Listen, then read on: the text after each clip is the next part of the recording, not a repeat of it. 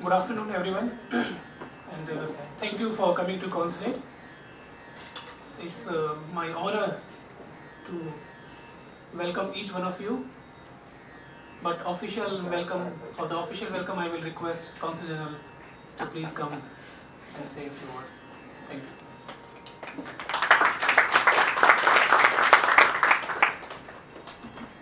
Good afternoon, everyone. Namaskar. Welcome to the Consulate General of India. India is changing. That's the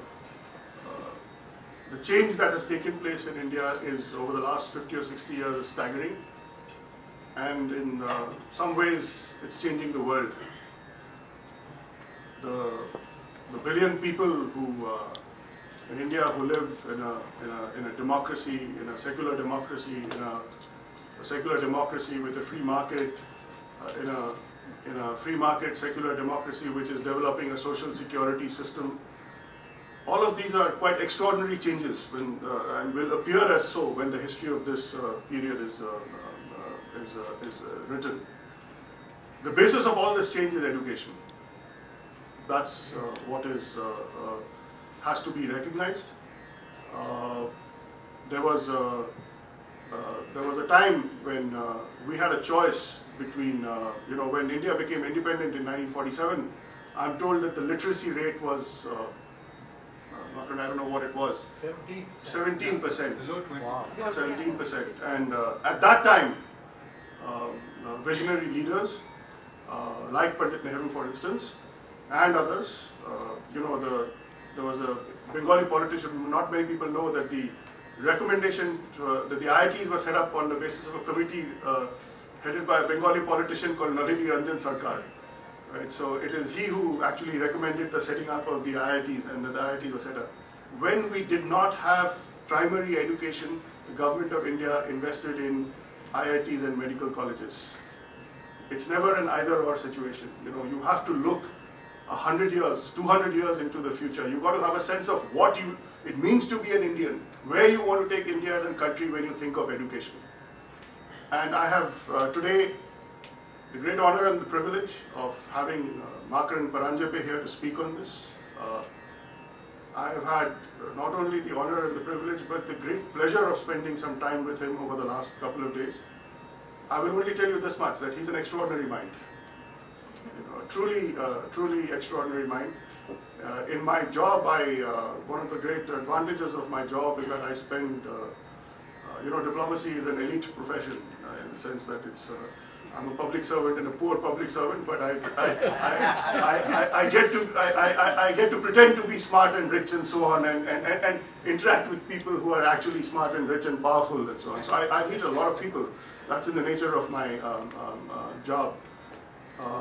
I have rarely met as an intellect with as diverse spread as Makaran's, as penetrating in its insights.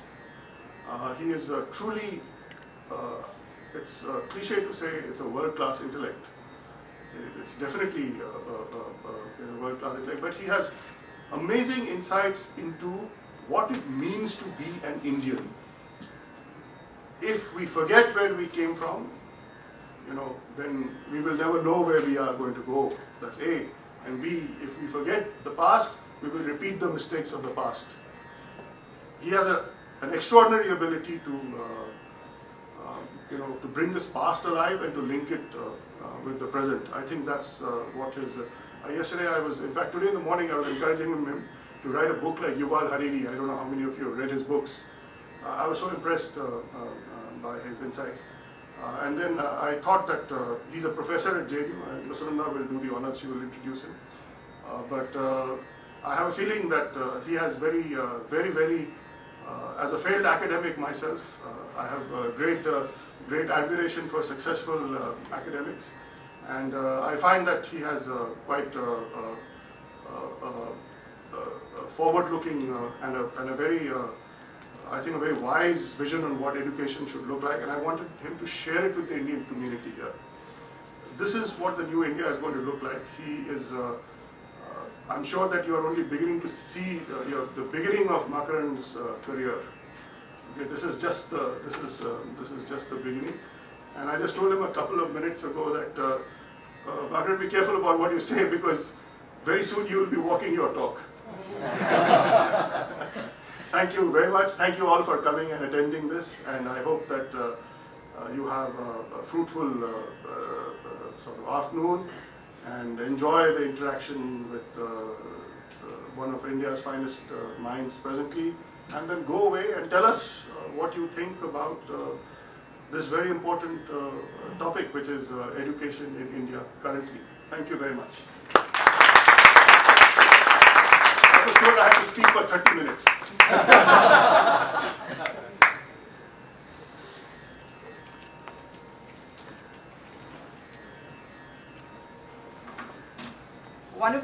One of the problems of speaking after Consul General is that I cannot match him in what he says. I also cannot match him in the microphone height.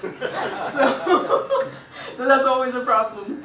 But thank you, Consul General, for setting the tone of this wonderful event that I am personally looking forward to. I do a lot of events where we do book launches and where we talk about a lot of issues grappling India.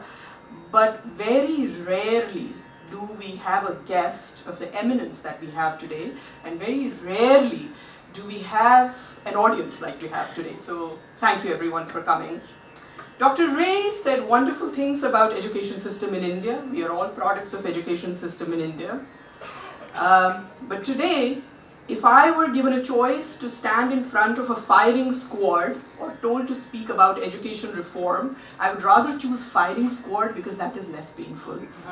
So the stories that Consul General said, they're all true, but the success stories of Indian education system are despite the system, not because of it. And that is one of the reasons why I think this talk is going to be all the more interesting because Dr. Paranjape, who is, and I'll formally introduce him in a bit, but he is both an insider and an outsider. He has been in the system for a long time, but he has never been afraid to question the status quo.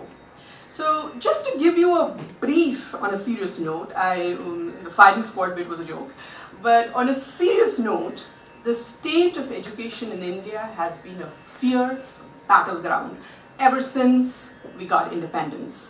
For 200 years we were colonized. The education system was not in our hands. Finally, when we got the independence, we had the option of fixing it or making it something to the sense that would talk about our roots, that would tell us who we are and not make us a deracinated bunch. However, in 70 years or so after independence, we have not been able to do so. Education reform still remains a battlefield. Education in India is overseen by a ministry called HRD Ministry, Human Resource Development. I do not think anybody looks forward to becoming an HRD minister. It's a crown of thorns. Every single ministry is a crown of thorns, but HRD ministry especially is a crown of thorns because there's a constant battle between the left and right. Constantly people in all other fields in political reforms, in economic reforms, there is always a battle between left and right, but they do cede an inch here and there. In education, no one cedes an inch, and that is why the reform has not happened. Another reason why the reform has not happened is because in India, reforms always happen by stealth. Education reform is the only one that cannot happen by stealth.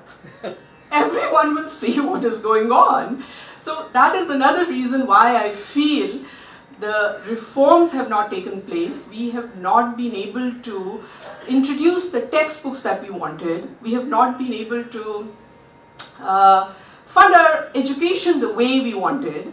And in spite of the success stories of IITs and IIMs and medical schools and elite foreign services, there is still, because India has 1.2 billion people, there is still a need for education reforms. Everyone needs to, or everyone is, it's incumbent that everyone partakes and is, finds some succor in the education system in India. Having said that, I will now introduce Dr. Paranjape. Makrandar Paranjape was educated in my college, and I say this very proudly, St. Stephen's College, University of Delhi, and the University of Illinois at Urbana-Champaign, where he received his master's and PhD in English. He has been professor of English at JNU New Delhi for over 18 years, teaching at IIT Delhi and University of Hyderabad Central University prior to that. A poet, novelist, critic, and columnist, his latest books include Debating the Post Condition in India, which was published in 2018, Cultural Politics in Modern India, 2016, and The Death and Afterlife of Mahatma Gandhi, 2015, which I have personally read, and I completely adore it. I have read it twice already. He's currently researching the Raja Rao Archive as Andrew Mellon Fellow at the Harry Ransom Humanities Research Center, University of Texas at Austin. So, as I said before, he's both an insider and an outsider. Having known Dr. Paranjape for a while now, last time he was in Houston, I had the privilege of hosting him at my home, and we had some phenomenal and exhilarating conversations. So, Counsel General, I know exactly what you were talking about earlier. So, with that, I want to say that we do intend to have this conversation not as a monologue, but as a dialogue. So, as Professor Paranjape is speaking, I encourage all of you to think about the questions that you would like to ask him, and I promise I will get to each one of you. Let's keep the questions short. Let's not make them long monologues, because we want to give opportunities to everyone. But do think about the questions, and one of the reasons why we have these talks is to hear from you, not just for us to stand at the podium and speak to you. Thank you, and at this point I would now request Dr. Makrand Paranjape to come and give us his opening remarks. The biggest failing of India when it comes to education is delivering free quality education to everybody. We've completely failed in doing that, no matter what people say and how they cover up. And the budgets are enormous, huge budgets. I mean, the central government has more than $10 billion for primary education. UP has twice as much, and if you add up, by the way, figures are hard to get, because there's no one place where you can get how much all the Indian states, 28 states or 29 states, put in for primary education plus central government. So you'll have to go to all the states and get the data and put it up, but it's a gigantic, ginormous amount. I think it'll go into billions and billions and billions of dollars, and what do you get? Schools without teachers, no blackboards, no education, nothing. And even in Delhi, where government school teachers get paid 4 or 5 times as much as private school teachers, because government scales are very good. You have teachers signing and not teaching. Students have to go and take tuition. So what I'm simply saying is we fail to deliver basic education to everybody, which would have ended inequality in India much more robustly and significantly than all the tinkering we did at the higher education level just to appease people. You see, so you don't do what you're supposed to do, and then you try to make up by making others do what they don't want to do. Like our great, person who runs Delhi does. So you can't, people are dying of dengue, then he'll say, I'll force the private hospitals to treat, without money, etc. So you use government power to browbeat and arm twist people who are successful at what you do, because you can't deliver what you're supposed to do, And one of the paradoxes of the so-called modern phase, the colonial phase of Indian education, is that for the first time, they said, okay, the state has a responsibility to educate people. And at that time, when Macaulay's Minute came out in 1835, from the vast revenue collected out of Bengal, Bengal was the richest province in the world at that time. They said, "Acha, 1 lakh rupiya de denge, we'll give 1 lakh rupees." Clive alone took crores and crores of rupees when he left. It was called shaking the pagoda. So you shake the pagoda and all the coins would drop. You collect them, put them on a ship, and buy yourself a peerage back in England, which Warren Hastings also did. But he was impeached. It's the rule of law. Anyhow. Now, the point that I'm trying to make is 1 lakh rupees was earmarked for the government of Bengal, which had taken over government of Bengal, which was taken over by the British, for education. And then there was this huge debate, okay, how to educate the natives, and the Anglicists versus the Sanskritists or the Orientalists. And the debate was only between Europeans. Indians were not consulted. Indians were not a part of this debate. And that is why Ram Mohan Roy wrote to Lord Amherst before this happened. He wrote in 1828, if I remember right. And it starts beautifully. He said, humbly reluctant as your subjects are to obtrude upon your notice, blah, blah, blah.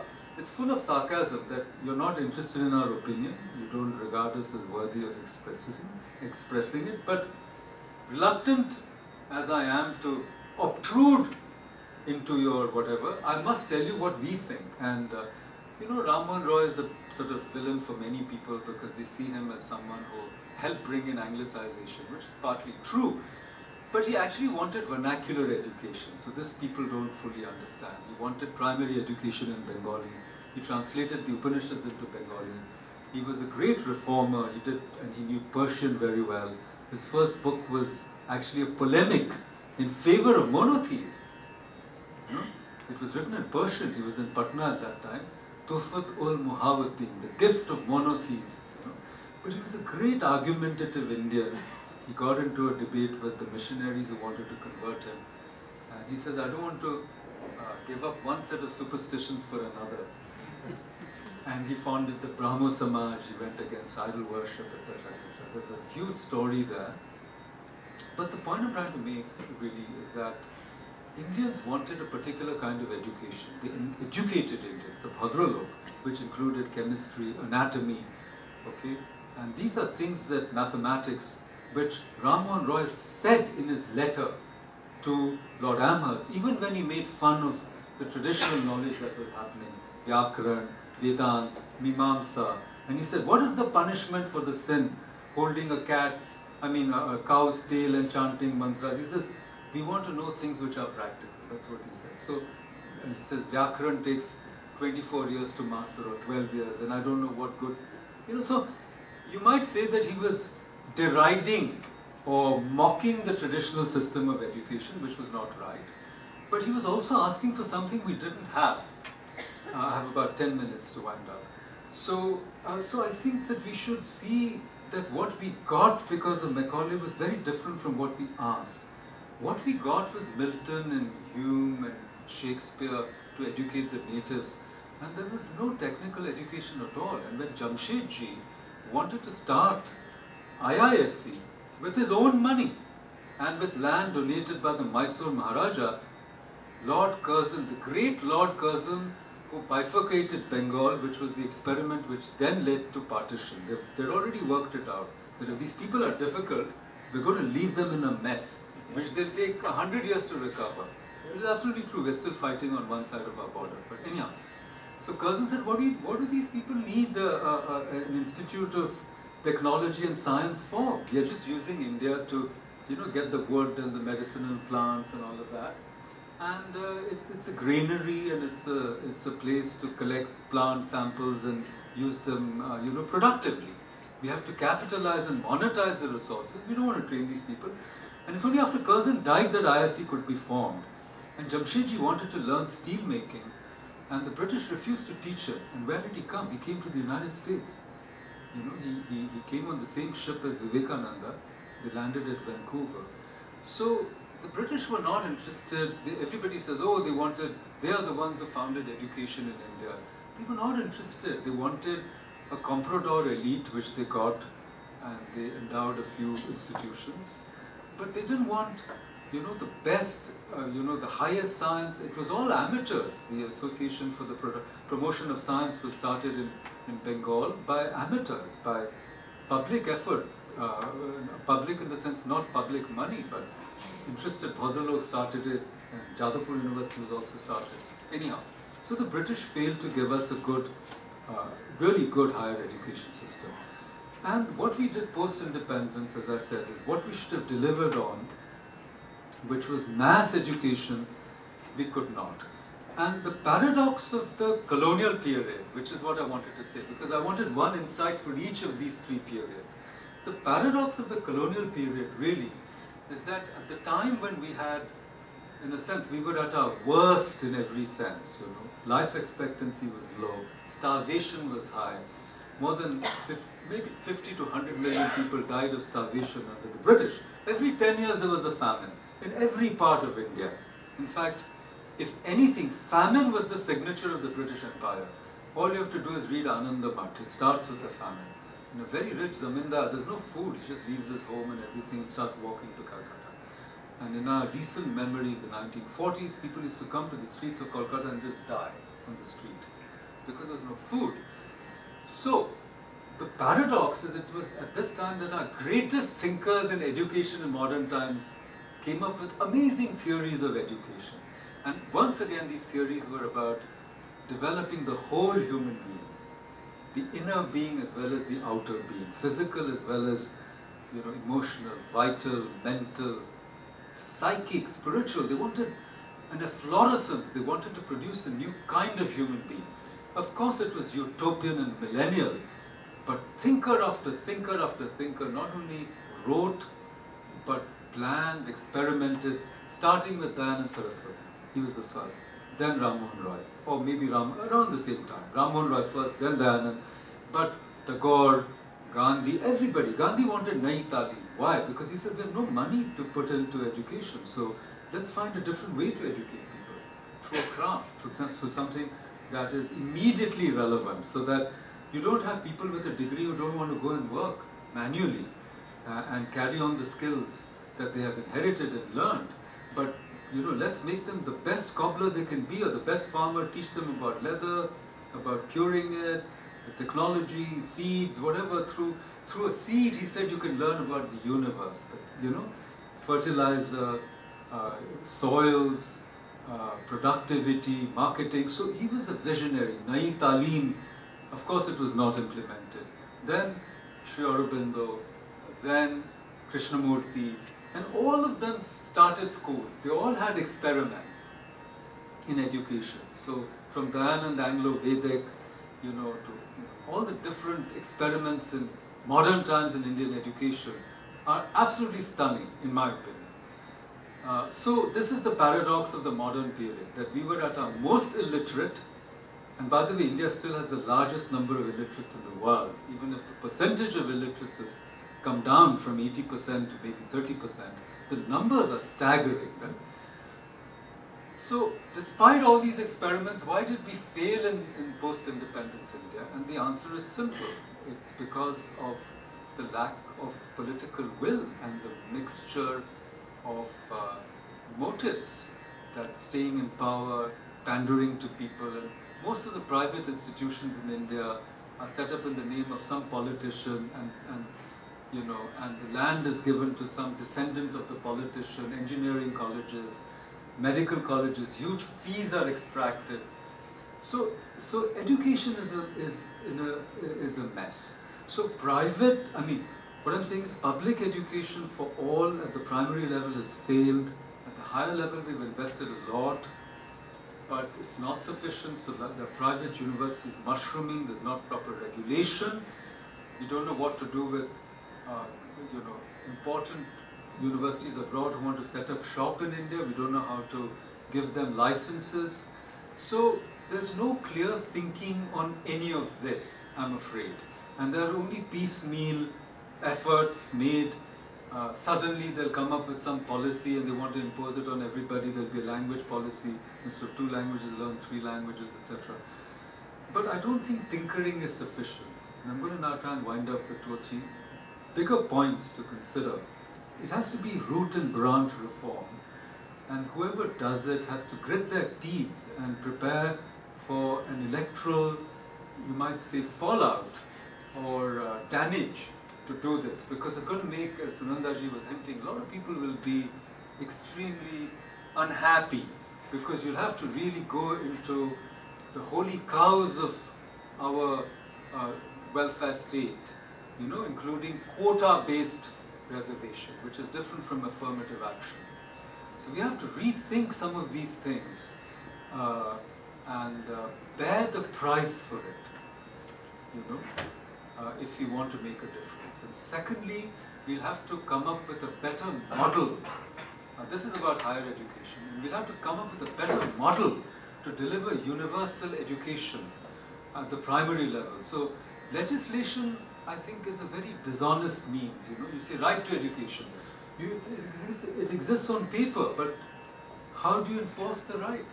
You don't have the judicial apparatus or the executive power to make sure. Suppose a child stands up and says, you've passed this law, but I'm not getting educated.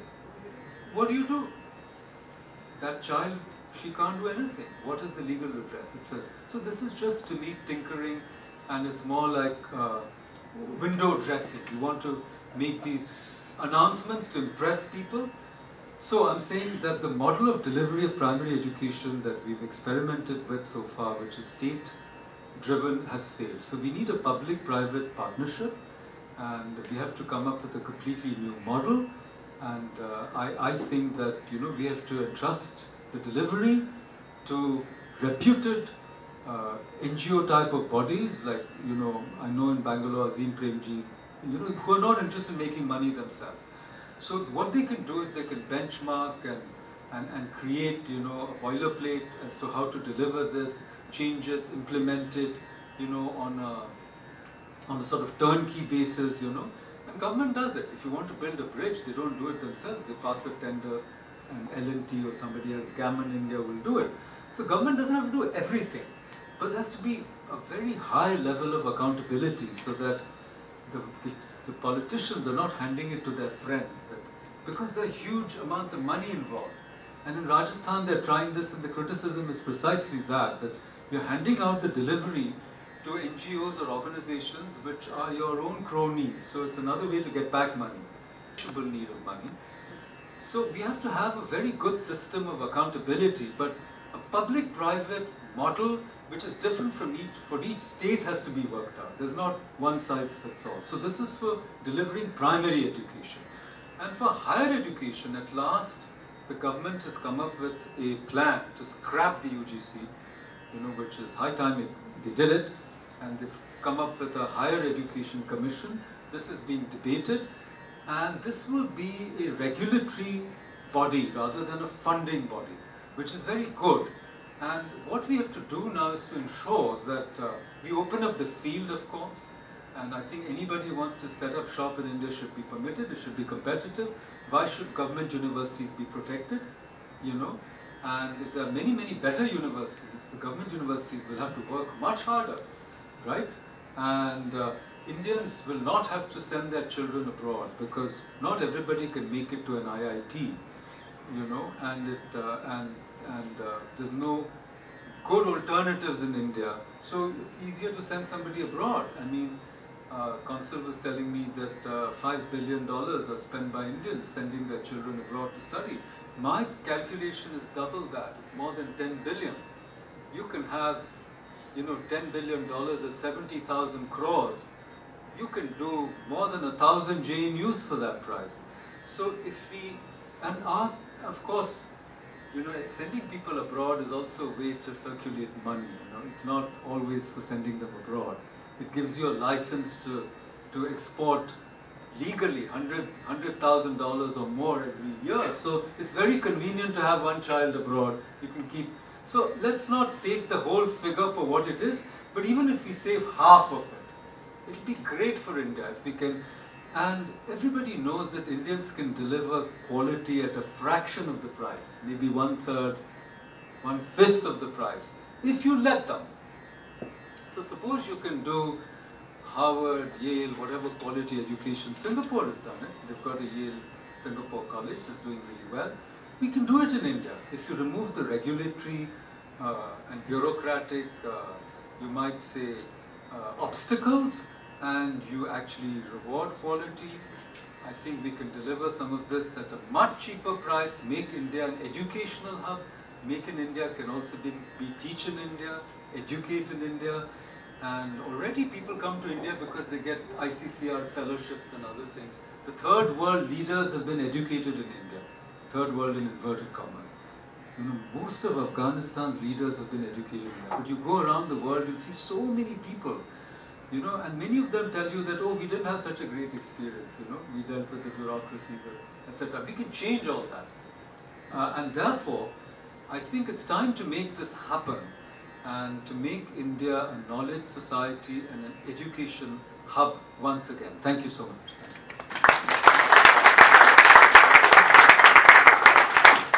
Thank you, Dr. Paranjape. I do realize that we had not, just a broad education in India is not an easy thing to, talk about in about 30 to 40 minutes, but you gave a brilliant snapshot from the ancient times to where we are now. And I'm glad you did that, because the whole crux of the debate really is where the education system is really stuck, and why the reforms do not happen, and why the fight is really happening is because we haven't been really able to decide, was India born in 1947 or is it a civilizational society of 5,000 years? That is the crux of it.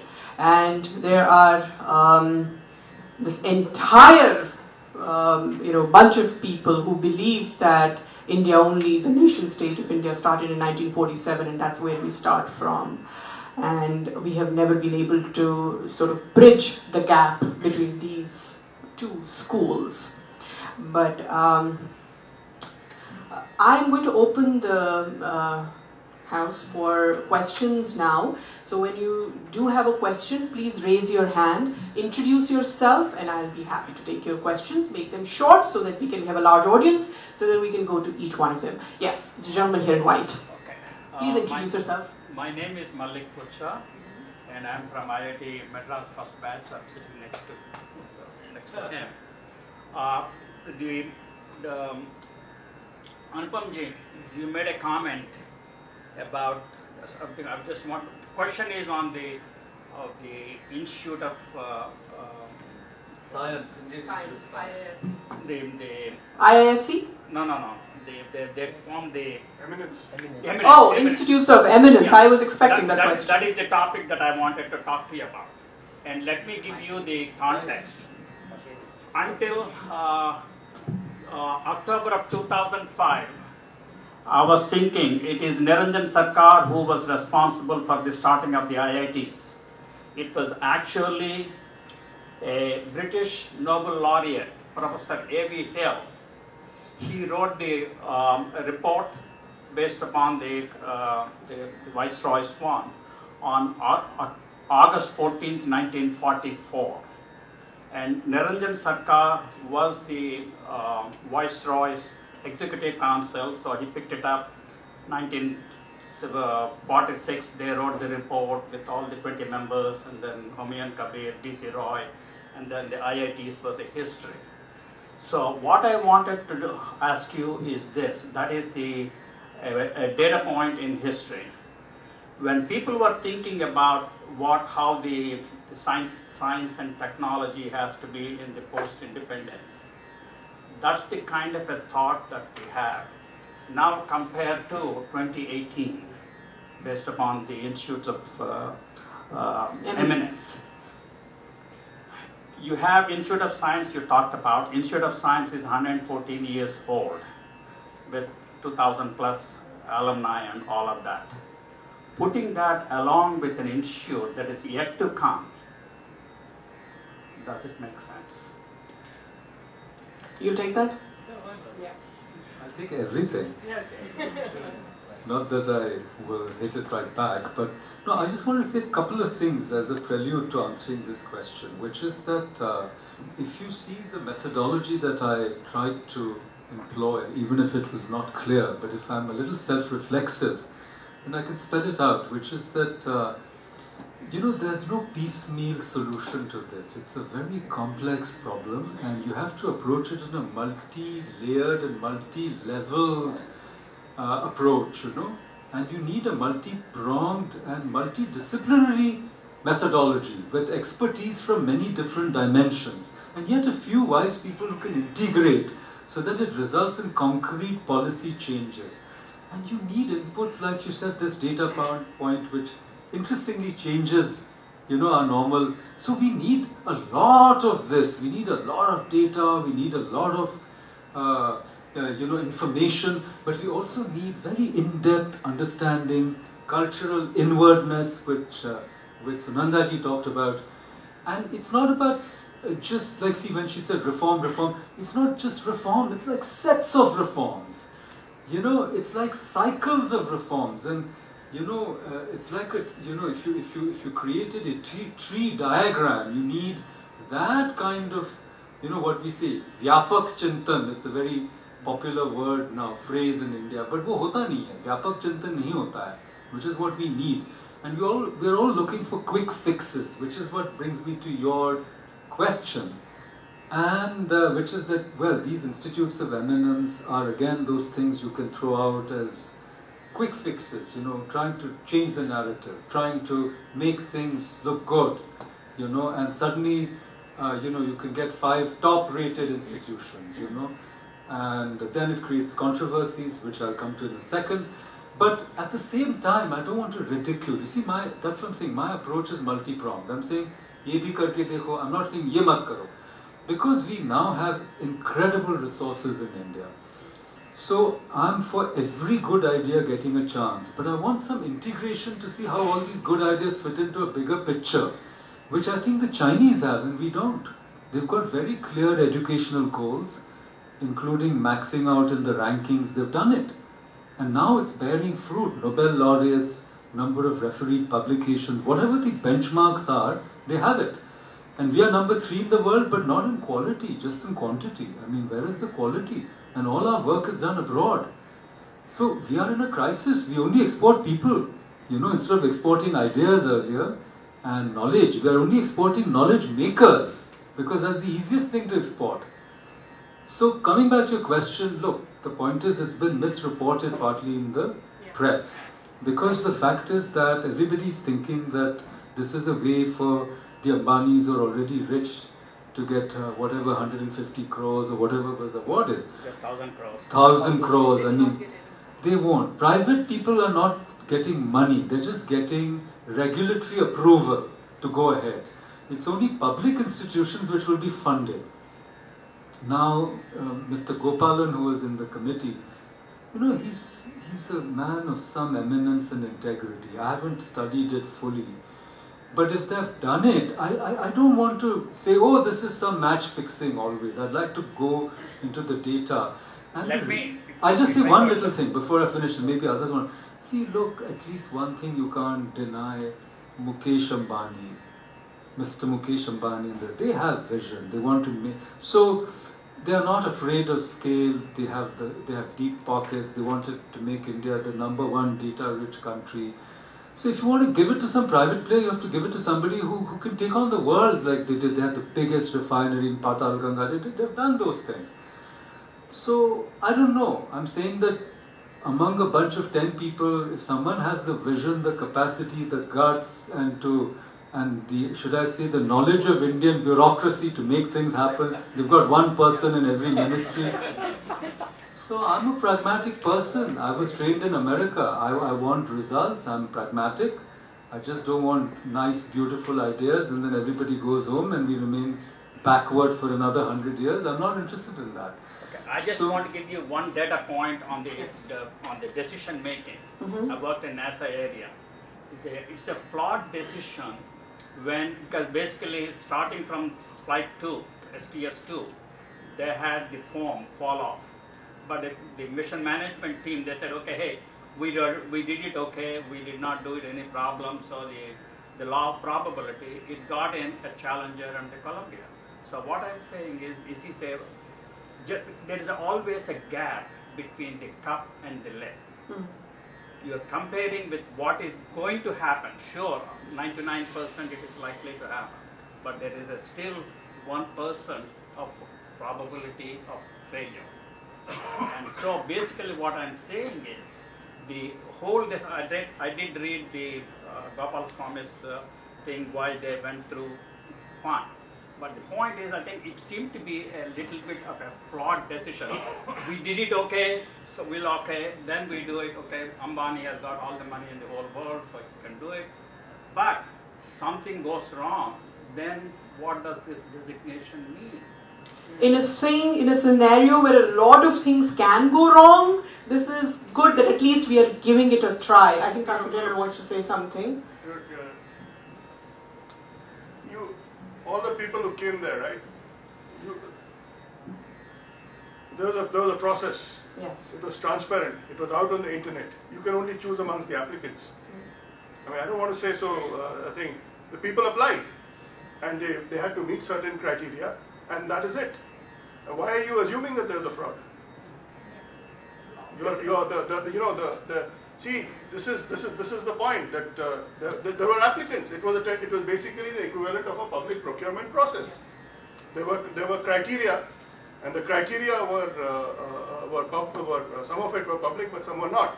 But what I can tell you is, with great confidence, is that they met the criteria. Now, it's not the fault of government if not everybody meets the criteria. I mean, why don't you do something about it? So, can I take this in a slightly more positive way than to defend policy? Sir, I agree with you that we should also have a way to de-recognize institutions. Suppose they fail, you give them the Institute of Eminence opportunity, you give them 5 years. If they can't, scrap that recognition, give it to somebody else. It is. It is 3 years. It is 3 years. The system is already put. In 3 years, if they are not able to show so that that. So I think accountability. There's the safety valve. There is a safety valve. There is accountability. There is. But it's all not out enough. there. Not enough. You see, for example, suppose an IIT is not performing. You can't say it's no longer an IIT. We don't have that mechanism of downgrading an institution. They have that. Only for greenfields. But I think we should do it for everything. There's so many central universities. Look at what's going on there. And so this is the point that, de-recognition is as important as recognition. The point is de-recognition, if criteria are not met, is as important. Let's take it in a positive way. And I think we should have mechanisms of accountability. Agree. That's Yeah.